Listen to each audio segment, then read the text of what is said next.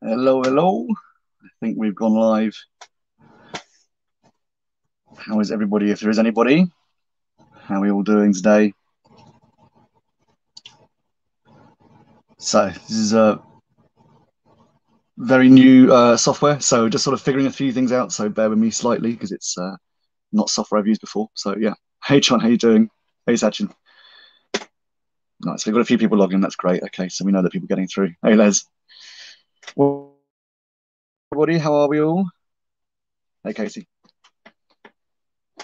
That's great. Okay, it's working nicely then. Great. How is everybody? Everyone doing okay? Welcome to the weekend. Happy Friday. Happy spring. Yeah, no, the last time I was doing one of these, it was last summer, I think, late summer.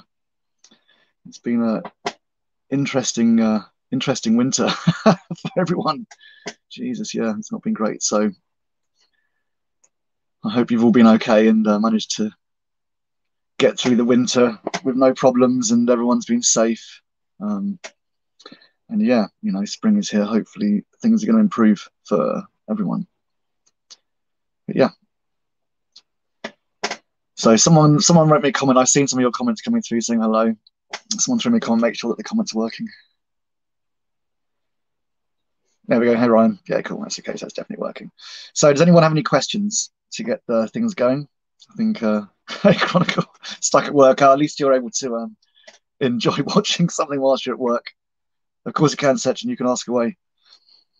Yeah, feel free. Ask anything you want about the travels, about Seedsman. Hey, guys. Yeah, carry on. Possible future plans, what you guys have been doing. Tell me what you guys have been doing, if anyone's doing anything interesting. Where are you guys all from? I'm obviously stuck in Europe at the moment, thanks to extended lockdowns. But yeah, hopefully that will come to an end soon. And why does India not produce CBD seed? Um, I don't. I mean, mainly CBD production. I think is going on in places that have serious breeding facilities, and CBD heavy strains are strains that have been worked on by people. As far as I know, from talking to various people, I don't know of people finding sort of a pure or super high CBD, super low THC strain in nature. I'm sure it exists. It wouldn't obviously exist in some place, but all the CBD strains that I know, they've been worked on by teams of people over periods of years. A lot of work has gone into it. So obviously, when India gets its own breeding and stuff going, then India will be breeding its own CBD seeds. But it may well be that some place in India has a strain that is super high CBD, super low THC, just natural. But until we, hey Teresa, hi from that apartment, nice. It's one of those things that are, because you can't walk out in nature with a testing kit. Well, maybe you can these days, but you certainly couldn't until recently. I have seen some lab testing kits that plug and play that you can put a piece of bud in and it will give you a THC reading and a fairly base level CBD reading. So it won't be long until you can take that into the wild and actually test strains on the water, which would be fantastic. Kate Armstrong asks, what's the favorite Seedman strain?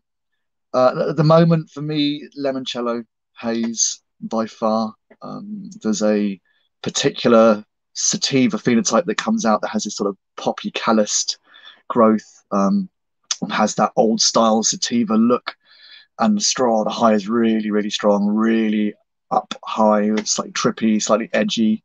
And if you've got a lovely day and nothing to worry about and nothing stressful to do, it's a really, really nice buzz. So reminding me of the old original Super Silver Haze buds at high, like really, really soaring sativa. So really nice. So yeah, Limoncello Haze, if you can get that. We've got Chronicle Cultivation, of course, Canadians and Californians, and of course. It's our brothers, it's our weed brothers.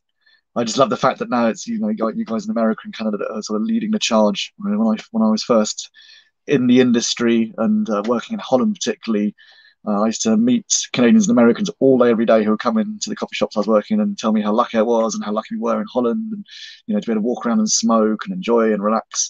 And that doesn't seem like so long ago, and it has changed completely reverse to where Holland's getting stricter and stricter. especially for tourists. And America is on the way to full federal legalization this year, by the looks of it. So it's incredible. That's good. I kind of knew it would happen in my lifetime, but I didn't honestly think that America and Canada would go first. Certainly, America, I didn't think would go before the major European countries. So I'm very happy to be proven wrong. Really happy about it. Segundo Santos, can I make a question? Which strains? I'm looking around my camera here. Which strain didn't come with the lab report with the most cannabinoids list? Sorry, let me try. Why strain don't come with lab report? One of the problems you're going to have if you give out a kind of cannabinoid breakdown. A lot of seed banks do, a lot of breeders do. It used to be very expensive to do. Now it's not. Realistic. If you're a big breeder, you should be, putting out some base lab reports. The problem being is, most seed companies, unless the strains are very, very stable, you put in 10 seeds, you've feminized, so they're going to come up 10 females. You're going to generally get different phenotypes within even 10 seeds, so a batch of 10 seeds. So imagine a batch of 100 or a batch of 1,000 seeds. There's multiple different phenotypes, and each one of those phenotypes is going to have different levels of all the different things that you've listed there. So whilst it's really interesting to know that a strain is particularly high in a particular thing, it would be kind of wrong to label a seed packet with a specific breakdown, knowing that there's a very high chance someone's going to get seeds and they're not going to produce those exact levels. So if that makes sense. I'm probably talking too fast for you, I'm sorry. But yeah, I think it's really important that people give a good general breakdown of what they expect, or if they have a particularly interesting breakdown in the seed strain. So, El Grady, when is Australia going to join the party? You hear these stories about certain states in Australia that are very relaxed. Back in the good old days, there was always Nimbin, sort of a hippie community, hippie town. I think I might be wrong. I think it's on the East Coast somewhere. And I never had the pleasure of going and visit, but plenty of people I know did. And you could walk into the town and buy weed. People would have sacks of weed on the sidewalks, and they would sell you weed everywhere. No one cared. And I always assumed that Australia would go. I've certainly met a lot of Australian growers, big people who grow big plantations, big farms. I've met quite a few people. So it's a big scene in Australia and in New Zealand. It always was, especially with the space and lack of policing and stuff. But I don't know. There seems to be some weird political stuff in Australia, and without going into politics too much, and sort of different parties playing off politics against each other. You'd think that the financial pressure and what people are seeing out in America and the taxation and proving that all this sort of negativity was actually incorrect. So I personally think that realistically, Australia will go like everywhere else. Whether they go full power or they do it state by state, which is probably more likely, I'd have thought. Again, I'm not fully clear. So much has happened this year around the world in terms of liberalisation. It may well be happening. I'm not even aware of it in Australia. I'm fairly sure that in certain states it's more relaxed than other states, or they have medical fair usage in some places. But New Zealand had a referendum very recently, and I think they lost the referendum by a very, very slim margin. I think it was like 49.5%, something like that.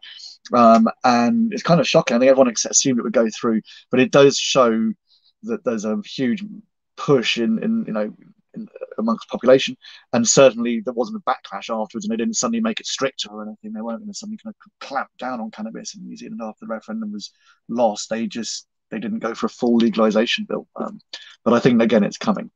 So slowly, and it's often the countries that you do not expect to go that have gone first. So all the South American countries that are going is very exciting. And getting ahead of the game is going to mean getting into businesses and capitalizing out of these things, and tourism particularly is going to be a huge thing. Hi, Adam McKay, waiting on some glue. Oh God, you've got a whole good list there. OGs, some blueberry, white widows, dozy dough. Oh man, that's some good strains. There's, now we're in Europe, we're being flooded with all these American genetics, and this year was the year that you really saw on the street. Before you sort of mentioned the strain name to someone, particularly American strain names, and people would kind of Google-eyed at you and go, "Oh, wow, what is this?" And now it's pretty normal. Most guys who are dealing, guys and girls who are dealing and supplying the market, they are regularly supplied with American strains now. So it's very good. The Europeans have got a little bit of catching up to do, I think. I know some of the main seed banks are regularly pumping out new stuff. I think there's quite a few smaller seed banks April, it's very kind of you. I think there's a lot of smaller seed banks in Europe that we're not hearing about yet that are going to make big waves in the future, that are working with some of the classic strains and then working with a lot of the American strains as well. So it's going to be really interesting times in the future. But yeah, there's a lot of new places out there that are relaxing. I keep on seeing all these amazing things with all this stuff that's going on in South America. I've never traveled in South America particularly, and I have not. It's not really been high on my list. I've always specialised in Asia and Central Asia.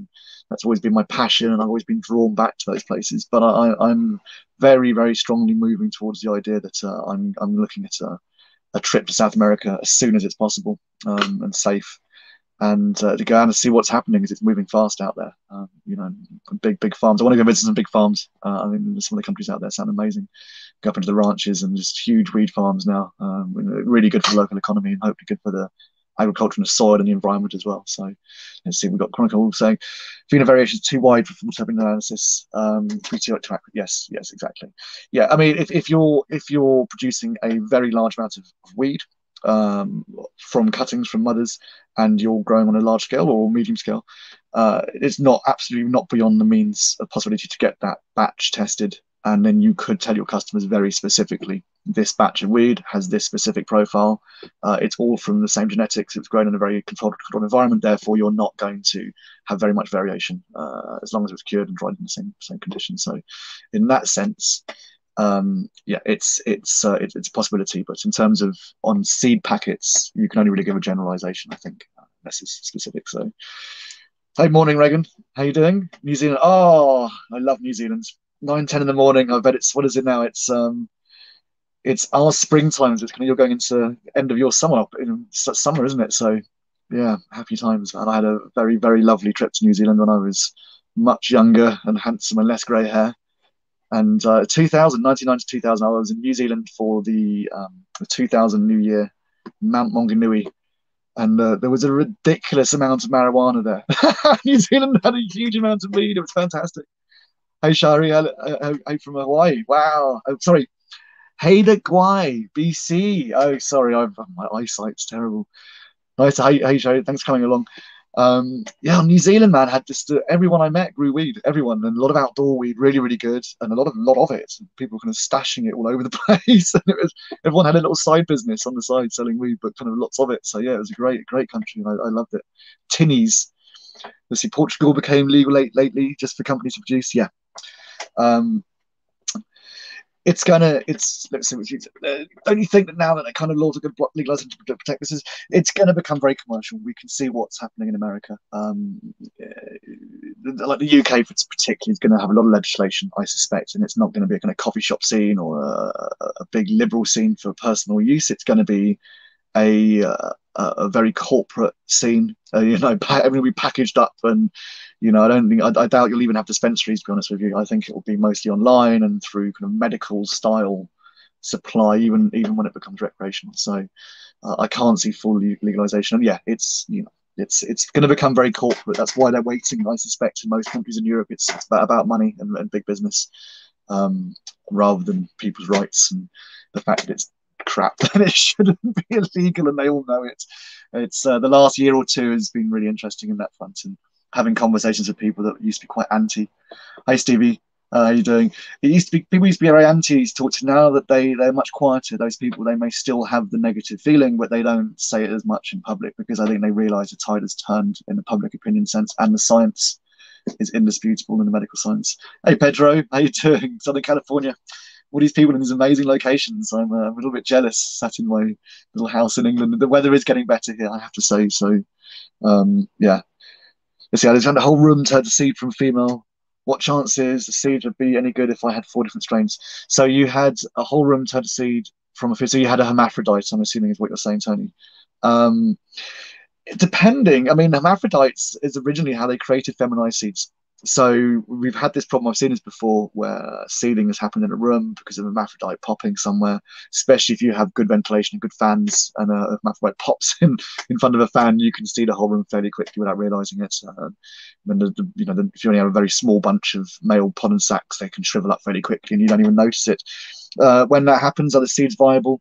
Yeah, they're viable. You just have to be aware of the fact that you're breeding in more hermaphrodite trait because the parentage has come from a more naturally occurring hermaphrodite, rather than in the old days when they were doing feminized seeds. They would take a solution, a silver type solution, and they would put it onto the plant, on the stems, and it would actually force a male pollen sac to arrive on the female plant. Whereas when you have a naturally occurring one, it's, even though it's from feminized plant, it's more likely to create hermaphroditation from the seed that it produces. But you will have feminized seeds.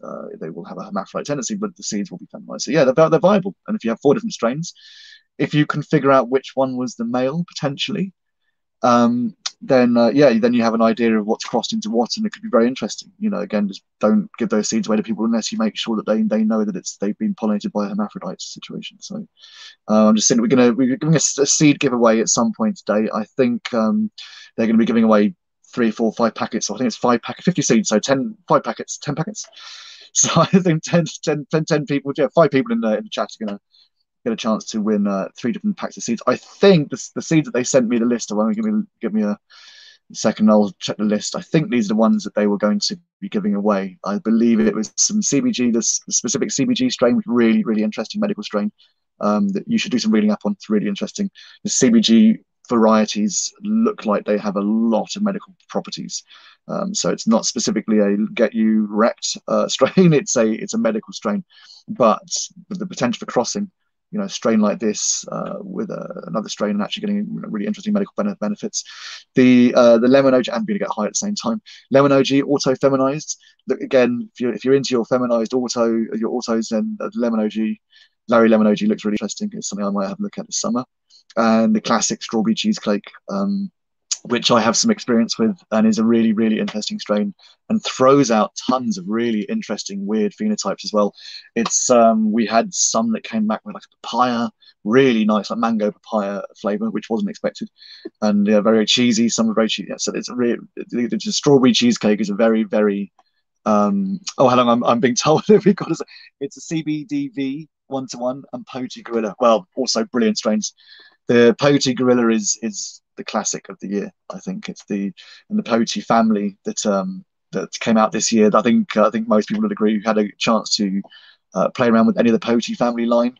I played around with the Poti Gorilla particularly for really interesting genetics, unbelievable resin production. When I first saw them come up, the resin is on everything, all the large leaves, everything, even apart from the very ends of the largest fan leaves. The entire plant is resin. The stems, the stems from the back of the leaves, all of the leaf on all of the bud is it's resin. I saw all kinds of different phenotypes, but it has a very nice purple trait. For someone I know is growing it in very nice organic growing soil, and God, it's fantastic sort of purple phenotype to come out of it, and sort of trait to come out of it at the end. So really, really interesting Poti Gorilla. So yeah, so I actually probably order some more myself soon. So that's a good giveaway. In the CBDV, I have to be perfectly honest, I'm not hugely knowledgeable on. If it's just similar to the CBG that I was talking about earlier on, it's very, very interesting medical strains, and sort of fairly unusual on the market. There is some CBD 1-to-1s going around at the moment, very interesting as well. It's a nice smoke. So someone just sent it to the Gorillas recently. Yeah, the Gorilla is a classic. If you haven't tried the Gorilla, I highly, highly recommend the Gorilla as a sort of staple in the room. It produces sort of my experience, kind of popcorn nugs, 2-3 inch nugs that are just completely crystal, and it's like a slightly floral aroma. Not lavender would be the wrong way to put it, but it's got a slightly sort of lavender floral hint in the background, and dank. It's a classic. I've got some water hash floating around somewhere, and it's a fantastic water hash strain to start with. So do you think that people are more likely to create their own strains? I'm leaving my camera. Does Marcus Seedsman have land-raised to help create that new wave?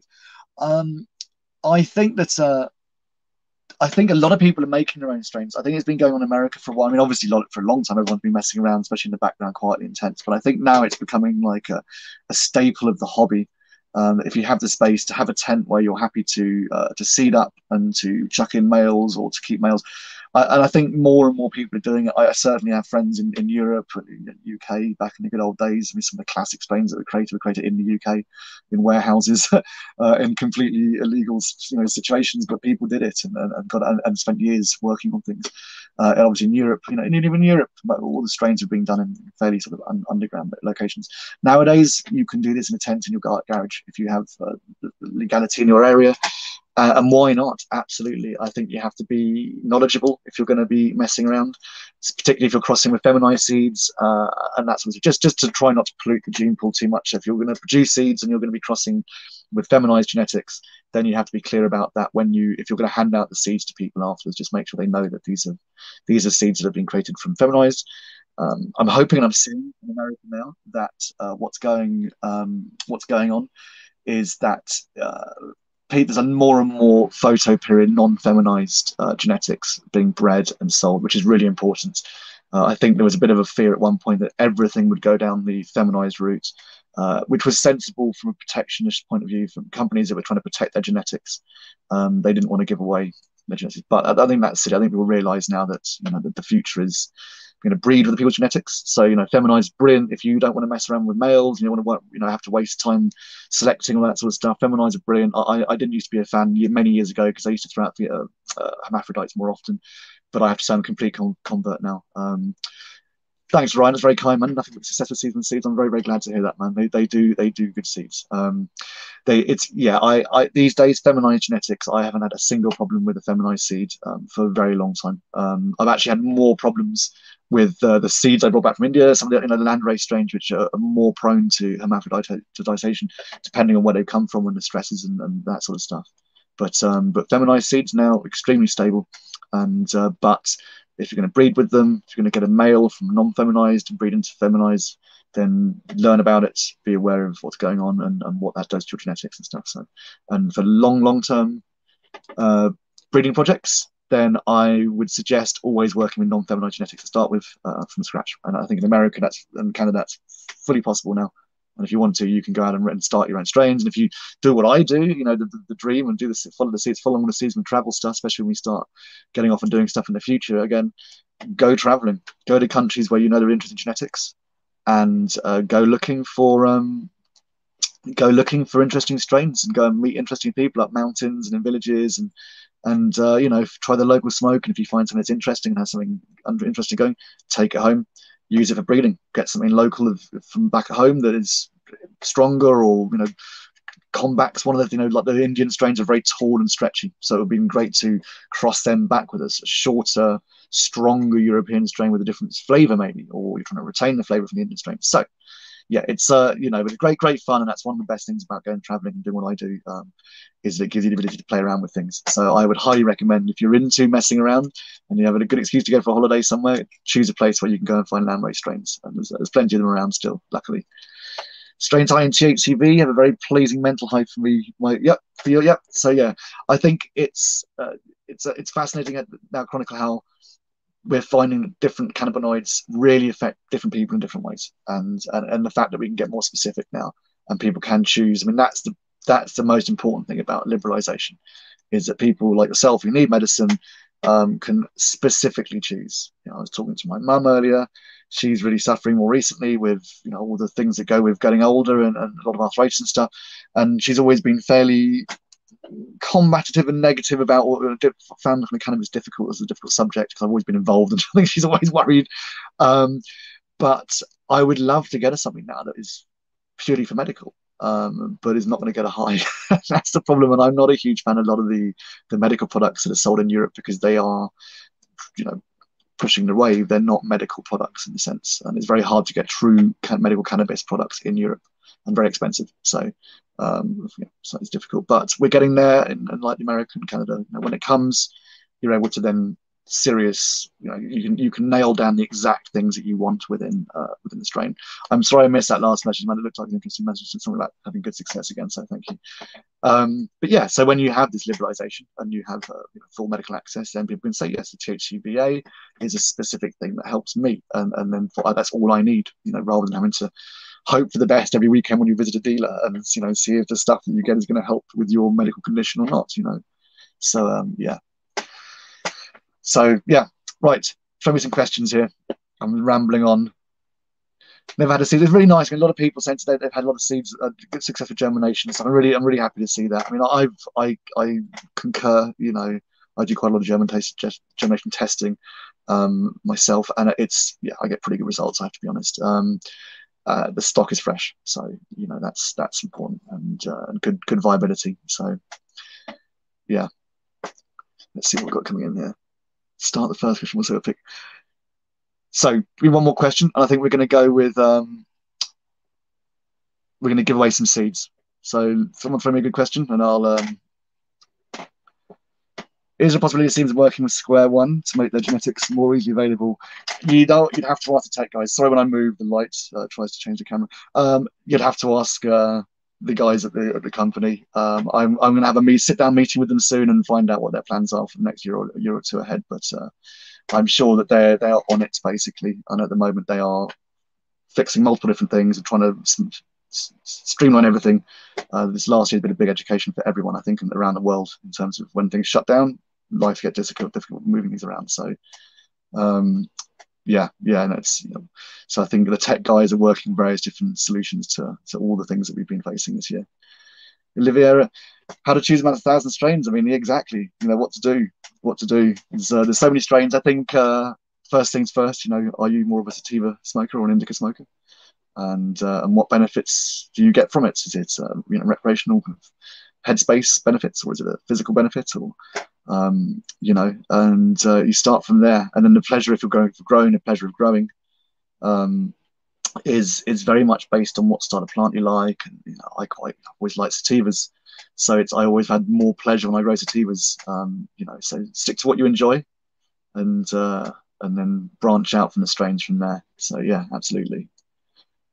When will the Seedsman 100 packs be going? I will ask the guys. I know that if you need to buy larger amounts of seeds from Seedsman, if you contact them, they can normally arrange it for you, or they'll pass you on to the people that can within the company. So yeah, once you go into 100 packets, I think you'll go more towards sort of wholesale type of deal or larger packets. But I'm sure on the website, if it's a lot of demand for 100 seed packets, I know that people are watching this stream right now from the company, and I'm sure that if enough people ask for 100 seeds in a packet, it's something they will look into for sure. Especially with the autos, I think for outdoor season might be a good idea. So, who else got those free Med March freebie seeds? Excited for the pink kush autos to come in? Yeah, as always, there's always a couple of good promos going on with the Seedsman guys. So always get involved in those. And if you've ordered from the company, they always chuck in a good amount of freebies as well. So, how do I feel about cropping autos, Adam? Autos is a funny one. I mean, autos I'm going to play around with this year specifically, and they have a very, very specific niche within the market. In Europe, particularly now we're going into spring and summer. I think this is the time of year. In these countries, in this time of year, you can put in autos outside and have a really good result. They're going to finish in the middle of the summer. Full Sundays, nice and warm outside. You're not going to deal with the European weather in the winter. And that's where autos are going to come into their own, and they're getting stronger and stronger and better and better. And in that sense, I am very, very excited for autos.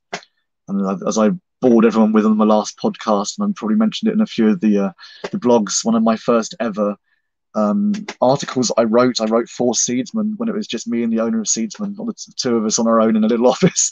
And I wrote a blog for Weed World and a couple of other weed magazines that was about Lowrider, the original auto. So I was one of the first people who ever wrote anything about an auto flowering strain, certainly in the media. And to see what's happened in that time between Lowrider, and I remember putting some in, and my friend put some in on the windowsill, and these tiny little plants that kind of gave you about 7 grams of weed at the end.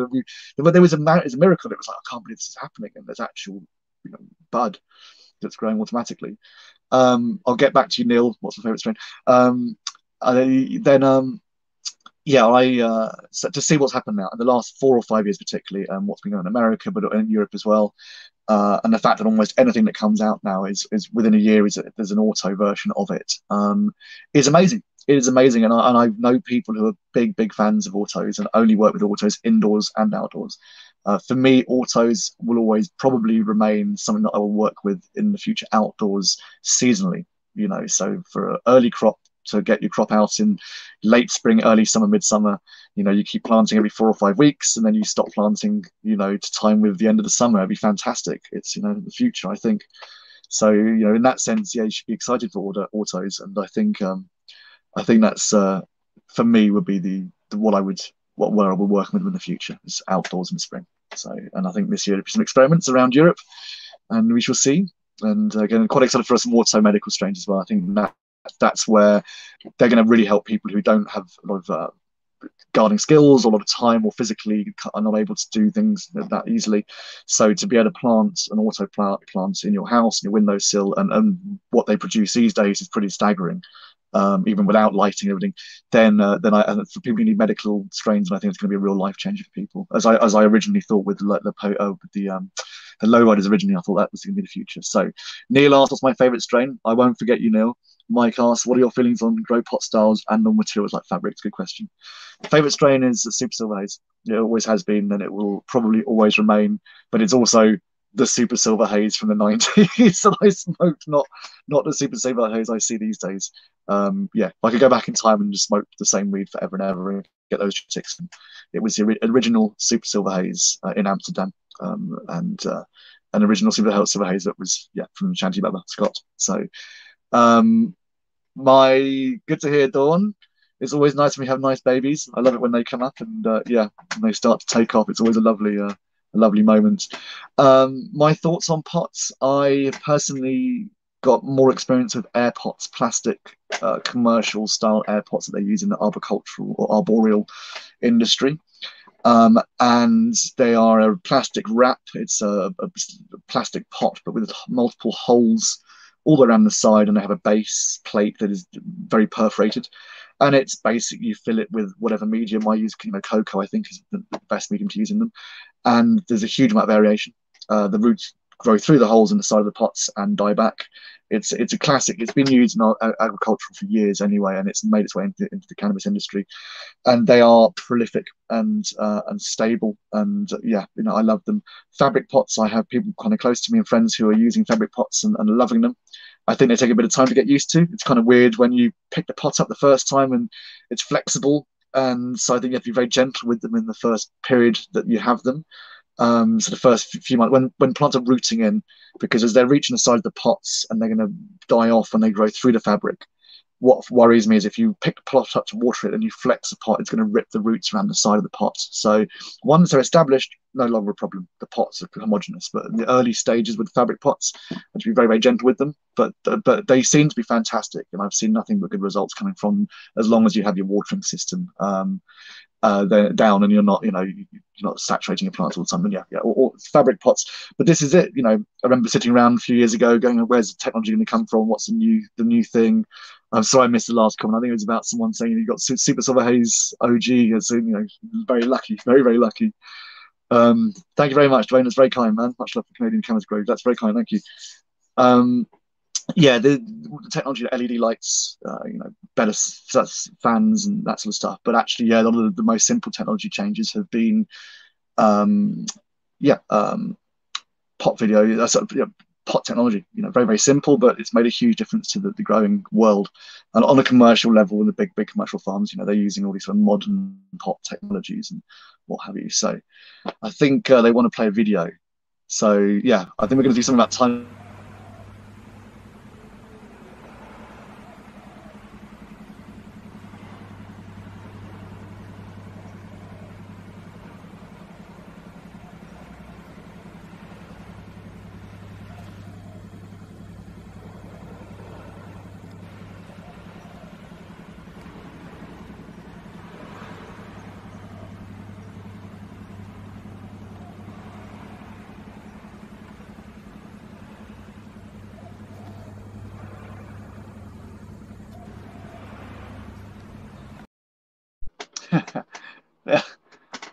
That's made me a bit homesick. That was my old home in Thailand. It's that's one of the beaches I used to live on quite a lot. A friend of mine who has a bar and some bungalows there, and with her family. And very special, very quiet beach. It's where I went on after India, when I did a bit of recuperation there. But magical spot, and you can time changing dramatically. As we saw, when we last talked in the podcast, the laws are changing quickly. They had a big Canada, Europe, or American Canada, I'm sure these days, which is full of ganja plants and and companies and vying for attention. So yeah, Thailand is changing dramatically fast. So I can't wait to get back there and see them, visit some of these farming areas up north, and see what they're doing. It's kind of community led. I think it's not moving as fast as everyone hoped, certainly in terms of recreational cannabis, but medically it's moving fast. It's quite easy to get a certificate to grow. You work in a community base, this sort of thing. So Thailand is going to change, and it will not be long until the Thai tourism money, especially after the pandemic, which has devastated their tourism. It will not be too long until the Thai authorities realise the money involved potentially in tourism and cannabis. So they'll move quick, I'm sure. So I can't wait to go out, sit in that was taken from my porch on my favourite bungalow when I stay there, the hammock.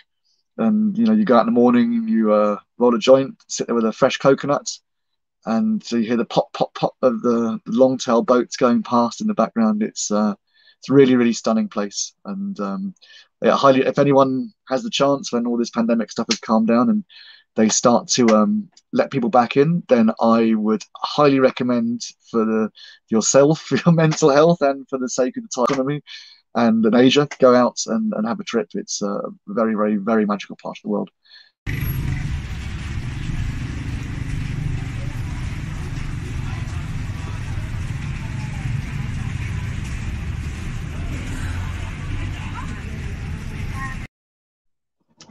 Thai street food as well. Now, I think that was on the last day before I left Bangkok, and Bangkok is very easy. There's food every street corner is food, and there's certain areas of the city which are just the whole streets, both sides of the streets is full of street food. So if you like food and you're adventurous, again, all Asian countries are the same. Thailand is probably the most famous, and again, it's a matter of opinion whether it's best or not. I think they all have their strengths. So Thailand is very, very accessible, the food wise, and very easy. And they're used to tourists, so even if they don't speak English, you can point at things. Well, that one and that one and that one, and they know. And if it's very, very spicy, they'll let you know. My ped, not too hot. And but Thai food is really incredible. Even when I travelled there a lot when I was younger, it took me being with some people who really understood the food and the language to go, right, you've got to eat this, and this is what it is, and you've got to eat that, and from that you get rid of your fear, and you dive in, and now I have less issue. I will eat things I don't know what it. Actually, I have less issue eating things I don't know what it is by looking at it. It's the problem is the stuff you look at, you know what it is. You get the sort of chicken's feet, and things like this, which there's a few things that I still shy away from, but it's good to try as much as possible. My favourite food there, funny that something very simple like papaya salads. They have these wonderful papaya salads.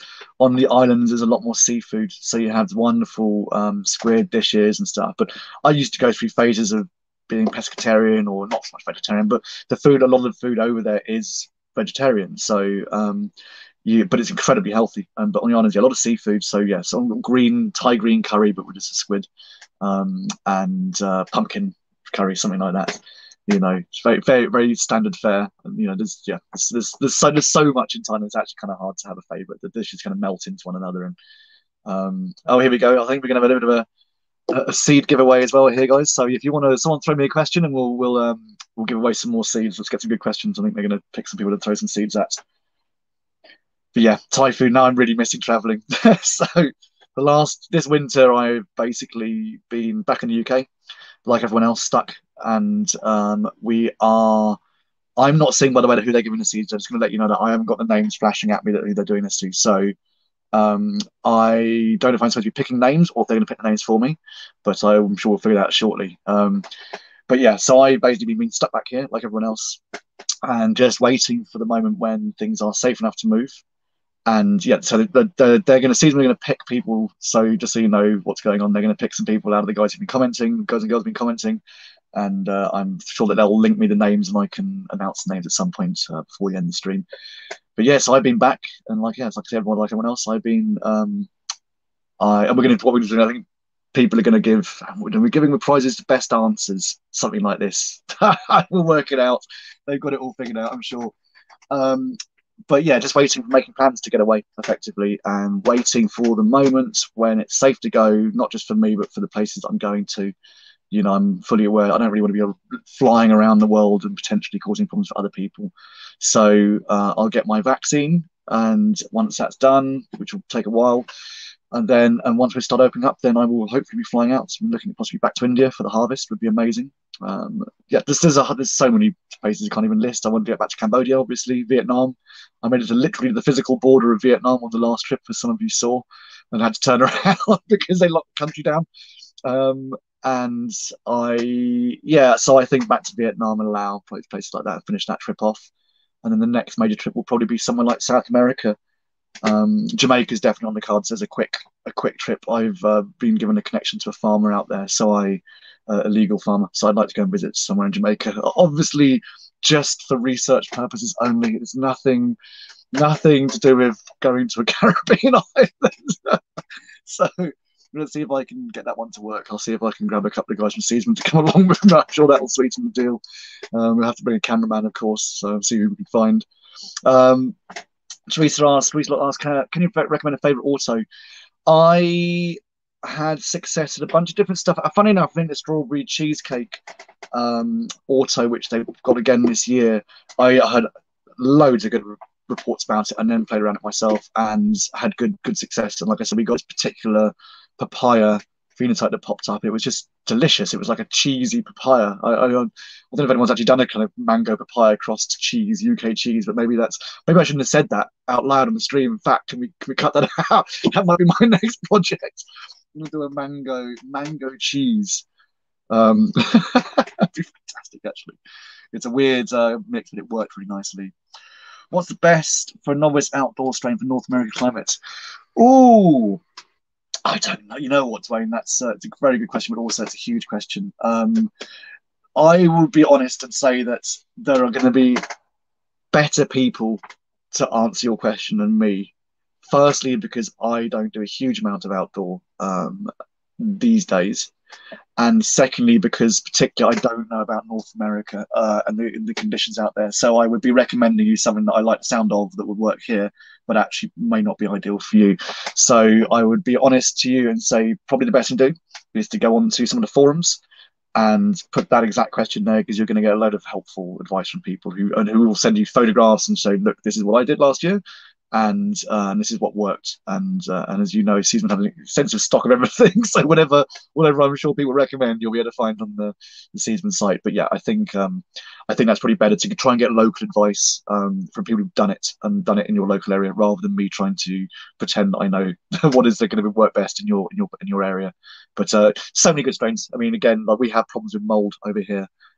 Late autumn, so you need a fairly mold resistant plant, hopefully, and an early flowering, ideally, as I discovered last year. Anything that goes long does not work in most of Europe. It just doesn't finish. Basically, it gets destroyed. So, and I've had this before a few times. So, favorite soil, Adam, I would say, well, cocoa these days, but BioBiz in the UK.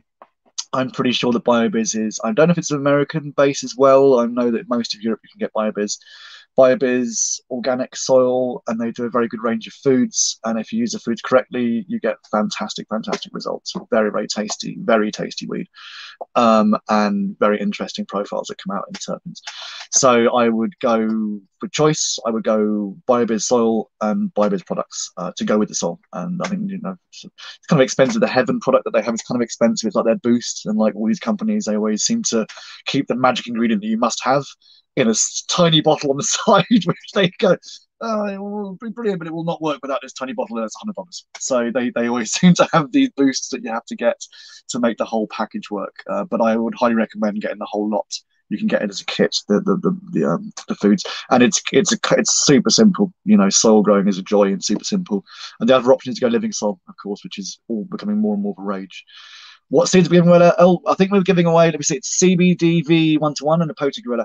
So really interesting strains, and yeah, Poti Gorilla.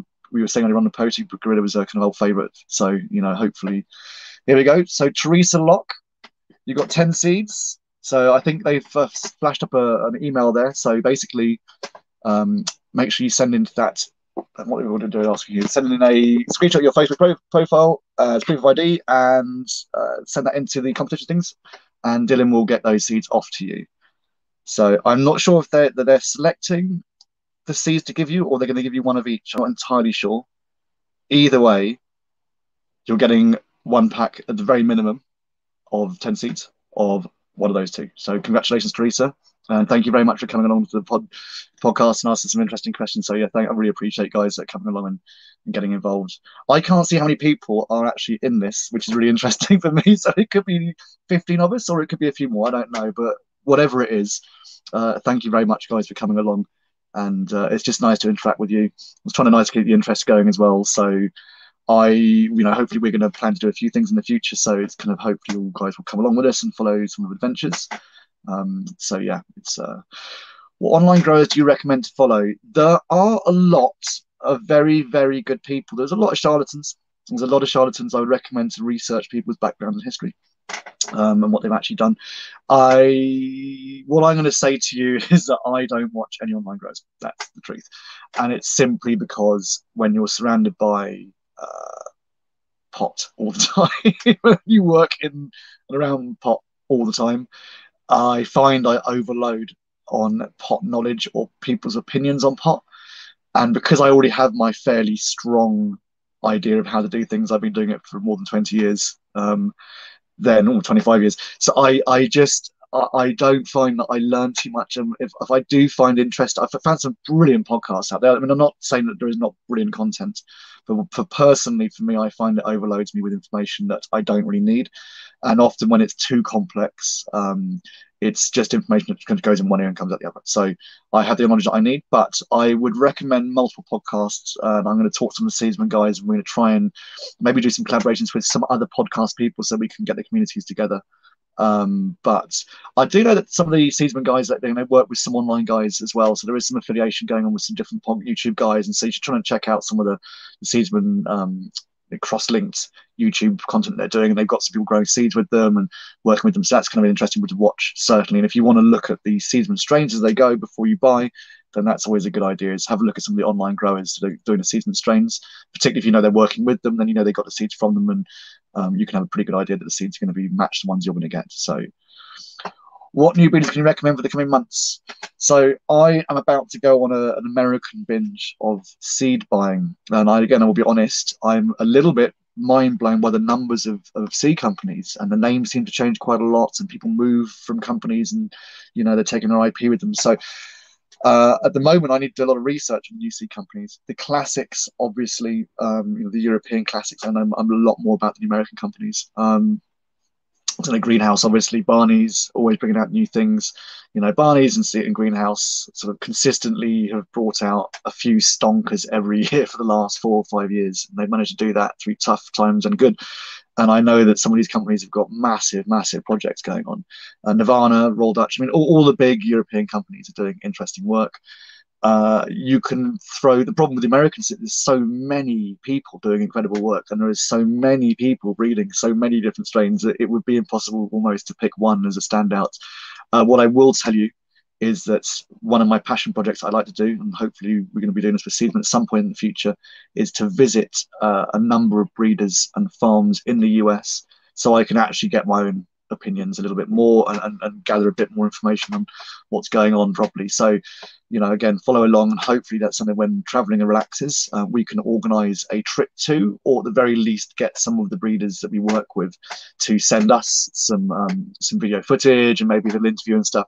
We can organize something like that at the very least, but I would actually like to visit these people. So yeah, we shall see in the future. Casey Kaler, congratulations, you're our second winner. And once again, thank you for coming along and asking some interesting questions. Thank you very much. But yeah, so yeah, hopefully I will have a much more extensive background knowledge of the American seed scene when I've actually been out there and talked to some of the people I need to connect with out there.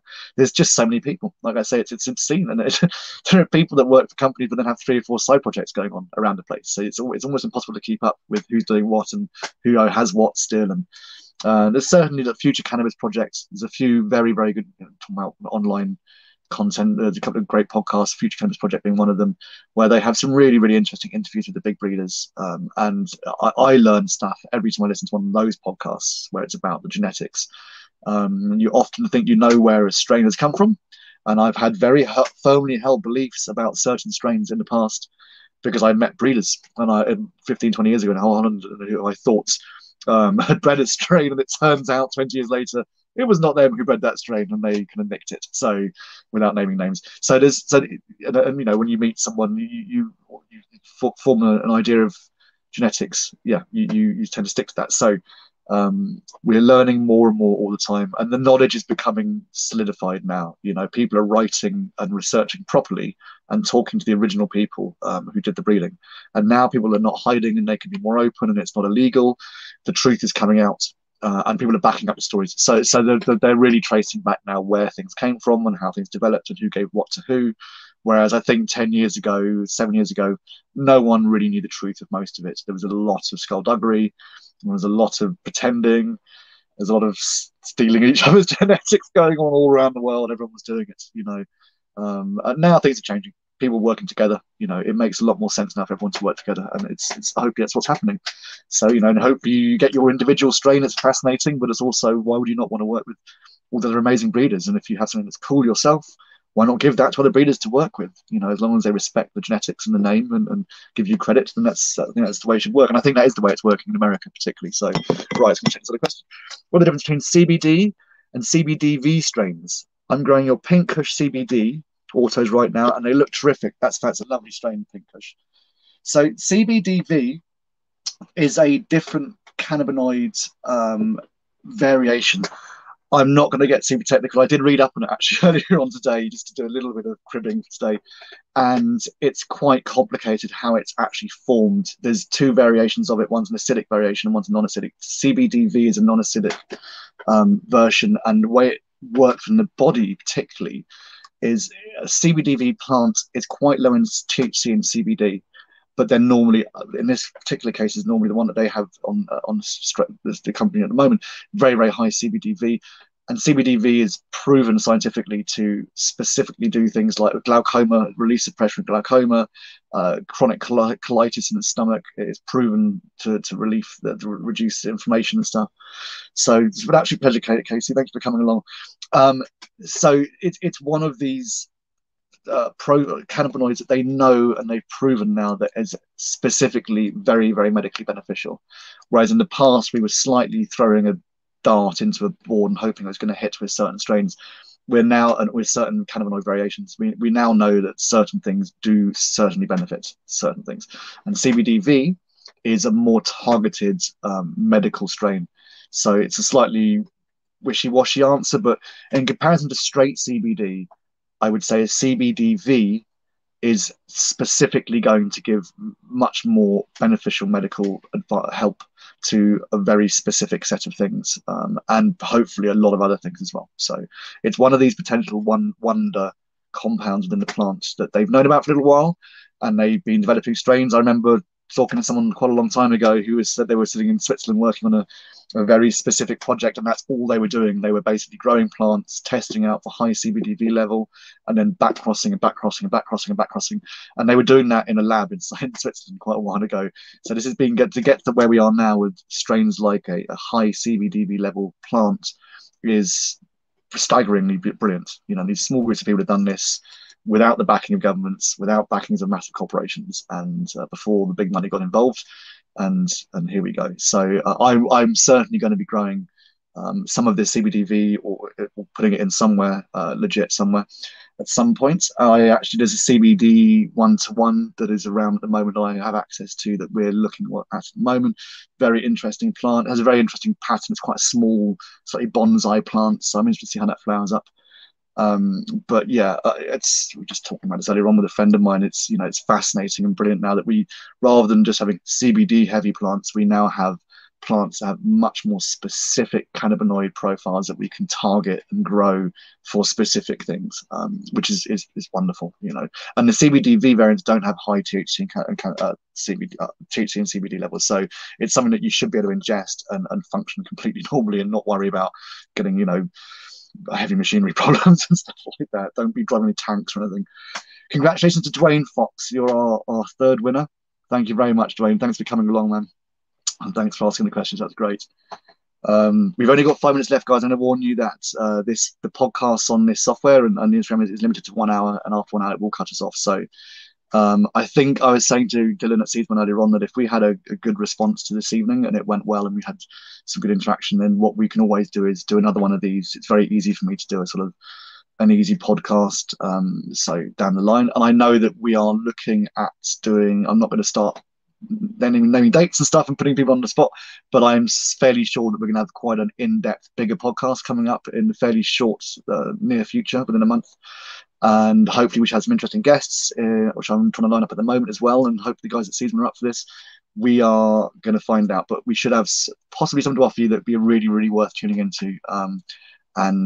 Yeah, so we will. I will let you know more about that down the line, but I'm hoping that could be something that we can organise fairly shortly. So, why am I in the cannabis industry? Neil, Jeffrey Love, I fell into it by mistake. But through the love of cannabis, it's as simple as that. I started smoking when I was ingesting when I was very, very young. I would say probably too young, to be honest. And I went traveling quite young. I did, like a lot of people, I did way too many hard drugs and other stuff when I was younger and experimenting and slightly overdid it. And I stopped taking everything and I went traveling and it kind of changed my life. And the only thing that I didn't stop taking was cannabis. And actually, it was a doctor that told me, don't stress yourself out. It's just you've done very well to stop everything else. Just allow yourself this one thing. And I was quite a young person. I was in my teens. And off I went around the world traveling. And everyone I met that had any connection with cannabis, whether it was just enjoying it or working in the industry, there's a lot of smugglers I met around the world, were fascinating and amazing and kind and not gangsters and not horrible people. When they were predominantly working just for cannabis, they were lovely people. And I was off. I met someone who offered me a job in Amsterdam when I was in India.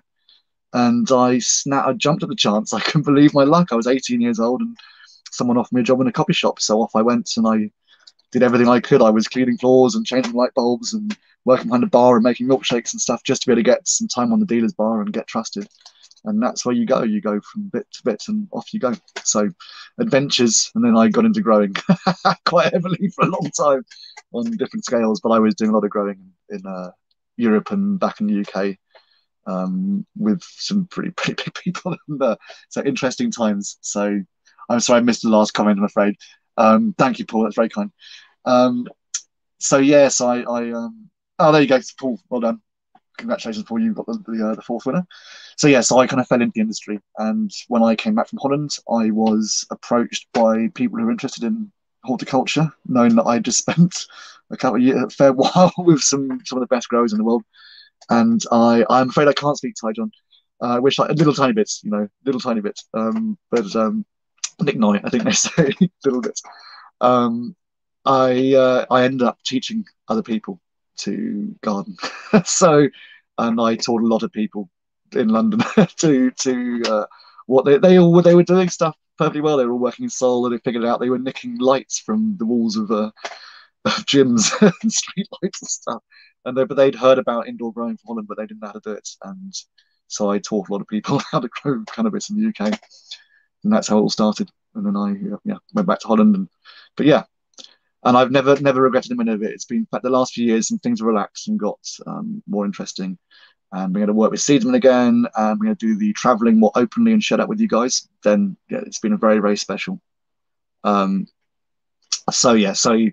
the last few years have been fun because I'm going to talk to people publicly about what I do. My family can, talk to people more openly about everything, and it's been really wonderful. And I'm sure a lot of in America and Canada understand that. People who used to grow in their basements, undercover and terrified of the police and going to prison, now they don't have to worry about that, and it's a huge relief for people. So yeah, so I'm very, very grateful personally to have had my time in the industry. And it's been an adventure all the way through. I could have, like many people, done many other things, and I have done many other jobs. Don't worry, I've done all the other jobs in the world as well as this. It's just I've always had this passion, and I've always kept with it. So and now we see the fruition with the industry changing and becoming more open, and we're going to do things like this with you guys, and to bring you guys on the traveling was incredible. That was a real dream. I was something I want to do because I've done those trips before, but I've never been able to talk about it or show people. So okay, I'm being told we can go 10 minutes, so I can chat a little bit more if anyone has any questions. Yeah, so and for the guys on Instagram, thank you very much for coming along. Yeah, what can I say? It's been a pleasure. It's been the pleasure of my life, and the adventures don't stop. I'm going to have a can of beer though to celebrate I don't know what this is. So I hope no one minds me having a beer. And cheers, everybody. Thank you for coming along. that was excellent. I'm very grateful that people turned up and asked questions. That was super cool. So thank you, and hopefully we'll do more of these in the future. So it's very easy. This software, this was to test the software and to see if everything works, and it's worked really well. So for me, Nathan asked, "Do you think the UK will ever fully legalise cannabis?"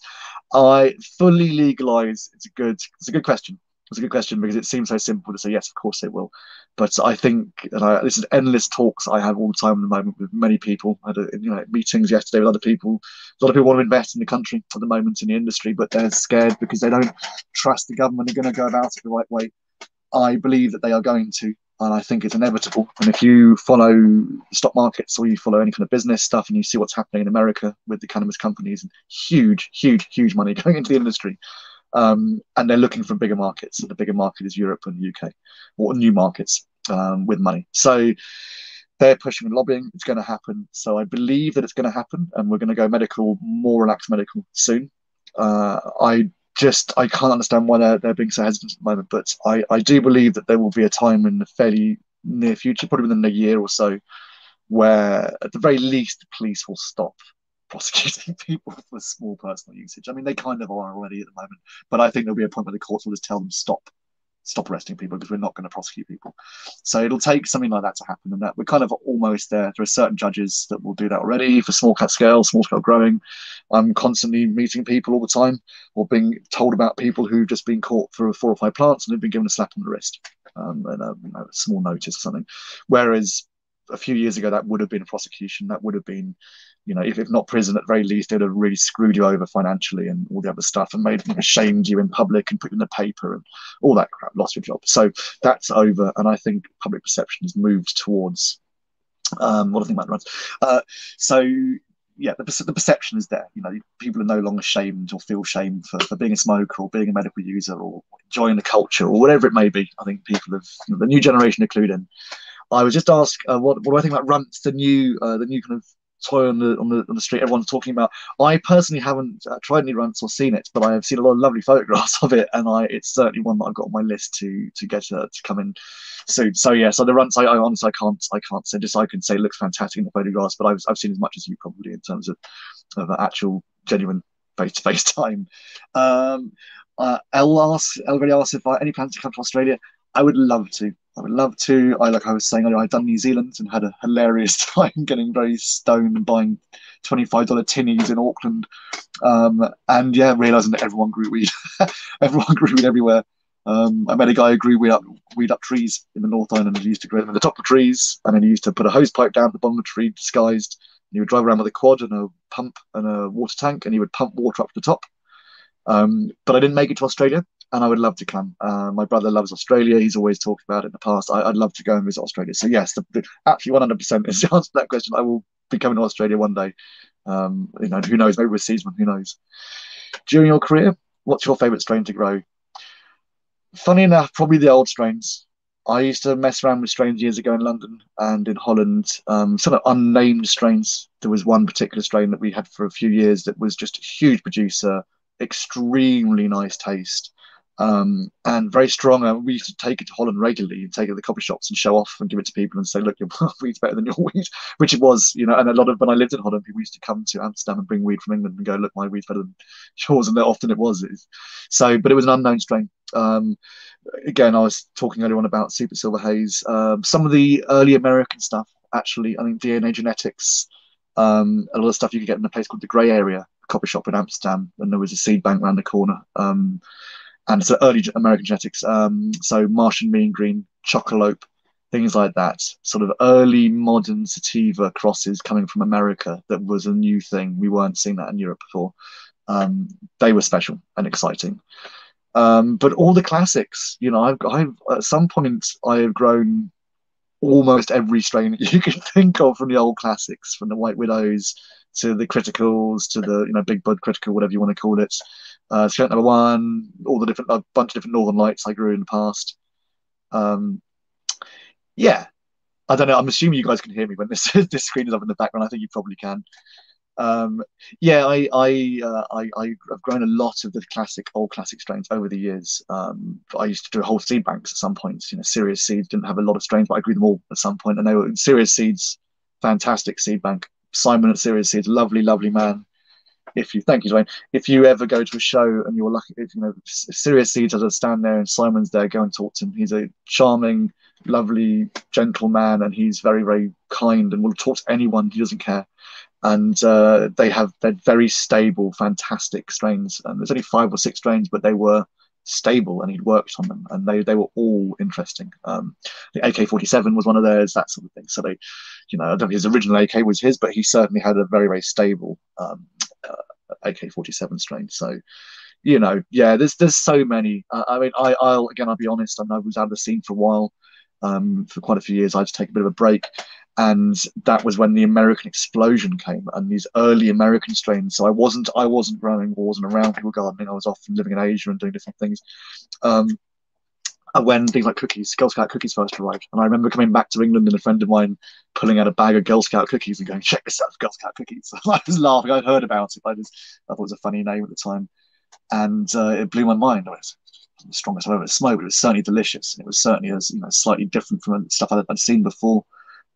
So yeah, there was between when I worked at Barney's in Amsterdam, and was living in Amsterdam the last time, and then that explosion of the American genetics. There's a little gap where I didn't see a lot of the American stuff, and so that for me is, I'm learning as same time as everyone else is these days about all these things. So, like I said, I think fairly shortly there's going to be a trip to America and quite a big shopping bag of genetics coming back to play with and hand around to various people around Europe. So yeah, and that's the thing. For everything you see coming from a breeder or on one of the websites, you know that there's 4 or 5 testing strains in the background that have not been announced yet. So, right, I think we have our final winner. I did think there was really one more person. I was thinking, whoops, we've gone over time and we've missed someone. Danny Dustin, congratulations. Thank you very much, Danny. Thank you for coming along. And I hope you enjoyed yourself.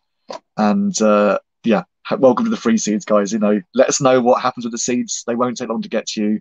And just make sure you email your details with a screenshot to that email address, and they'll get their seeds out to us and let us know how they go. I'd love to see what goes on with the CBDV one, actually, you know, particularly. I know it gets some nice feedback on that. So please let us know what you think. And the gorilla, well, I know what's going to happen with the gorilla. Just enjoy the resin production. It's obscene. And definitely, if you're growing multiple strains, separate that out and do your water hash separate on that, because it makes a particularly interesting water hash and is worth separating out separately. So don't mix and run, do it separate. So yeah, that's I think we're going to play. We've got a goat. We're going to play you a goats video, and we'll do one more question after that, and I think we'll call it a night then. So yeah, go on, play the funny goats video.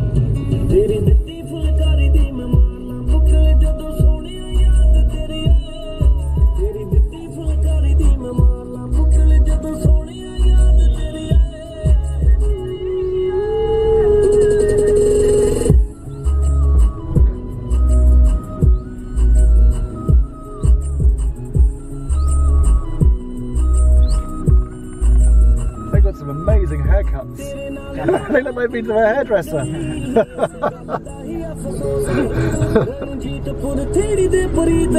they cut off the top of the head because it goes so long so that they can't see. They can't see anything. Okay. Fantastic.